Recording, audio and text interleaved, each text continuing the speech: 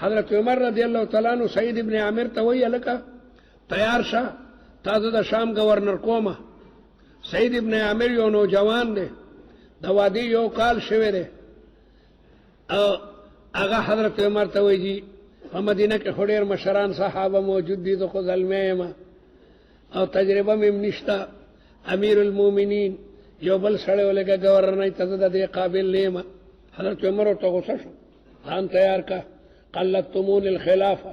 خلافت مو ماته په غاړه کې چولې ده اوس له ته د امارت نه عذر کې سبا ځان تیار کا لاړو. سعید ابن عامر بی بی ته وی بی بی تیار شه حضرت عمر مو شام تلیږي خدو خاون روانيږي. حضرت عمر ورته د لارې خرچه ورکړه چې دا ستا د لارې خرچه ده خدو خاون زی اگر دو کې د شام دارالخلافه حمص مشهور ښار دی د بیت المقدس نه مخکې چې سړی حلب ته ځي لاره کې حمص کې ډېر لوی ښار هلته لاړو د مخکیني ګورنر نه چارج واغشتو. په دویمه ورځ ښځې ورته وي چې خاوند دا خو ډېره یخه علاقه ده زما په بدنم نری جامې دي او ستا هم نری جوړه ده او یو جوړه ګرمه راړه ما ته موزان تم وي پیسې ما ډېرې راړلي ښځې د ډېر مالدار کور او هغې بلا دولت ځان سره وړلی او دا نورې پیسې چې دي دا چاته په مضاربت باندې ورکه تجارت په کوي نو نیمه ګټه به د هغه وي نیمه به زمونږ وي نو دا پیسې به مونږ ته ډېره لویه نفع راکوي نو ښځې ورته ټولې پیسې ورکړي. سعید ابن عامر قوتو او آوازونه کولو این الیتاما این الارامل این المساکین یتیمان کم دي کونډې کمی دي ټولې پیسې تقسیم کړي. واپس راغی تمامې پیسې تقسیم کړي. دوه ورځې پس ښځه تپوس کوي سړیه تا خو ما ته هم جوړه رانړه او ځان ته مو یخه علاقه ده او دا پیسې دې چا ته ورکړي بی بی غم مه کو سره سر نفع ده په دې کې اړو خساره شته نه. په دویمه درېیمه بیا ورته بي بي وایي د ښځو مجیبه ته خو ما ته وایي سمه خبره هم نه کوې بی بي ستا او زما خو جوړه هم شته څادر یې هم شته دلته ډېر کسان داسې وو چې جامې شلېدلې وي یتیمان وو کونډې وي ما ټولې پیسې هغوی ته ورکړې او دا سراسر ښځه خفه شوه عجیبه سړی ما دې دپاره درکړې وې بی بي که ما سره پاتې کېږي او د رسول الله مبارک او د ابوبکر صدیق او د عمر په سیرت ما سره ژوند تیرې ټیک ته کنې زه به د مور او پلار کره بیا بوځم. ښځه هم د صحابي ووي زه د رسول الله او د شیخانو په شان زندګي تیرو بس وی غږ مه کوه. قدرتی حضرت عمر قال پس زی حضرت عمر به پټ تلو چاته به یې وي نه پټ به لاړو. سحر خلق د سهار مونځ ته جماعتونو ته دې ګوري امیر المؤمنین هم راغلی چغې شوې قد قدم امیر المؤمنین من المدینة المنوره مدینه منورې نه امیر المؤمنین تمام دنیا یو میدان کې را جمع ده د حمص او د حما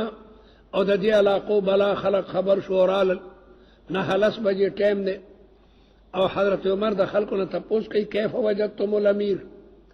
گورنر څنګه د ټول وی والله لنعم الامیر ډېر ښه گورنر دی متقی دی پارسا دی دیندار دی. حضرت عمر ډېر خوشحاله شو.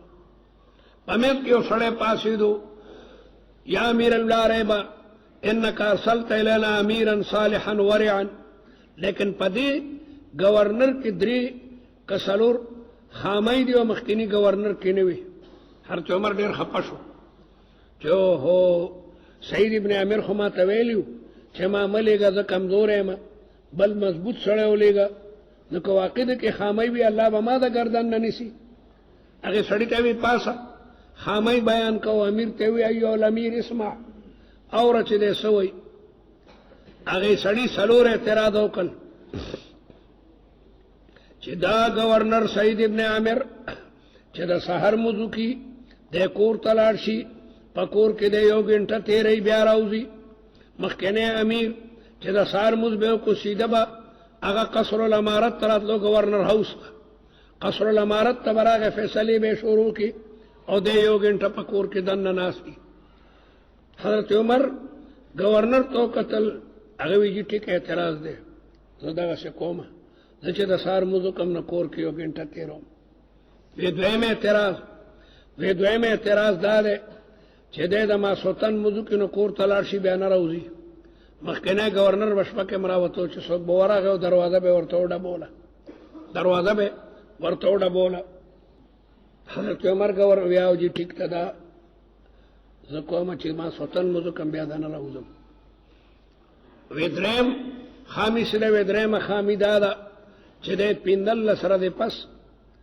یا شپاړ سره د پس چې د سحر موضوع کی بیا نه راوځي د ماسپخین مستروزي دلل نه خلق راغلي او د په انتظاری او د ماسپخین مستروزي بیا او جدام ټیک ته کله د داسم کو وسلورم پکې څه خامې ده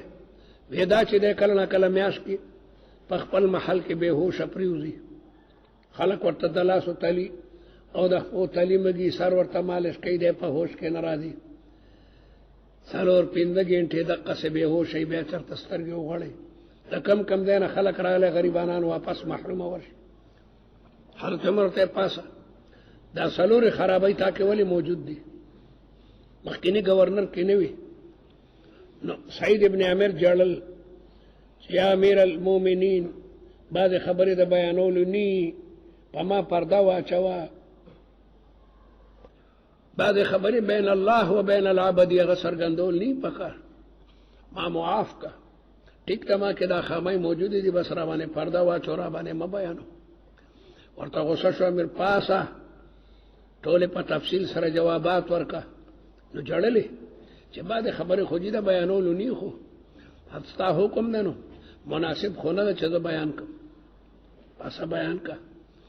ویړو باندې خبره د پما باندې اعتراض د چې د سار موضوع کی کور تور شیو یو غنټه تیرې دا ټیکه اعتراض ده تما خزانه جوړه ده د خپل وړو واغم لغونه کېدم چې معمولی خمبيره شي بیا دا غنه د تروټي ته یو ډوړې دو خرم یو می خزه اخري نو کړه کنه ساتم چې بیت المال باندې بداغه خرچ را دی او ما تدار روانه ده چې د مسلمان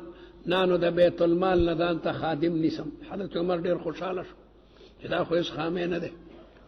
او دویم اعتراض هم ټیک ته چې ما سوتن موضوع کما د زنه راو زمزکل ما ډیر زمانه په کفر کې تیر شوی د پځوانۍ کې ټول زما د کفر او د بوتانو سجدي وي الله چې ما باندې احسان کو او ما اسلام راړو نو ما د خدای سره وعده وکړه چې شپه بستا د عبادت چې دا زما د کفر دا ټول ظلمونو کفاره وګرځي خدای شپه بستا د عبادت ما د الله سره دا وعده کړی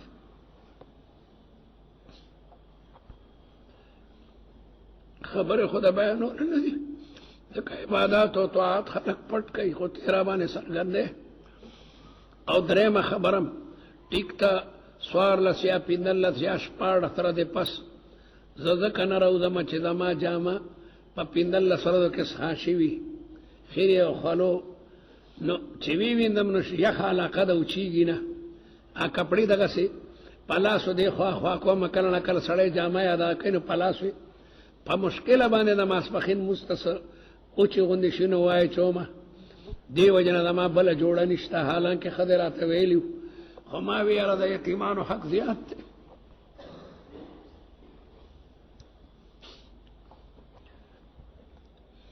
څلورم اعتراضم ټیک دی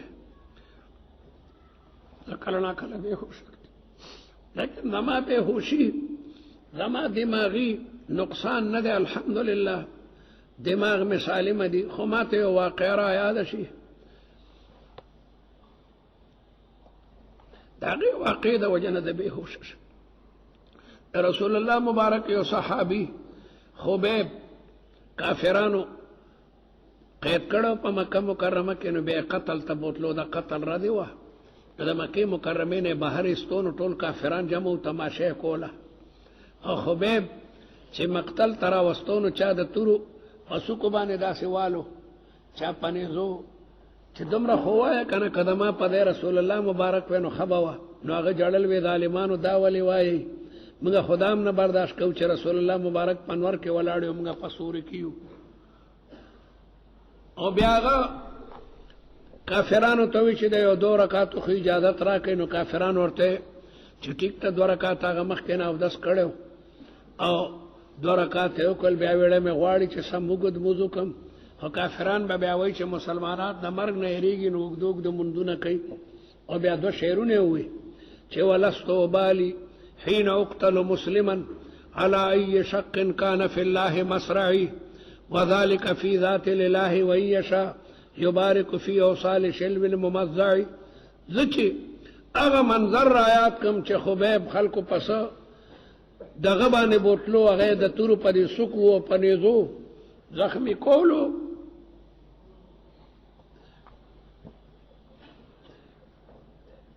دغه وخت زه کافرو باندې زم تماشې ته ولاړم نو دې یادېږم چې د قیامت پر د الله تعالی ما په دیونه نسی چې سیده ته خو ظلمې وي تا د خبیب مدد ولې نه کول پکار و چې تا هم دغه څه مدد کړی وی نو د دې وجې نه بېهوشه شم ځکه د قیامت ورځ دا ډېره لویه ورځ ده یوم یجعل الولدان شیبا دومره سخت ورځ ده چې واړه واړه ماشومان هم د هغې ورځې د وجې نه بوډاګان شي او وترى الناس سکارا وما هم بسکارا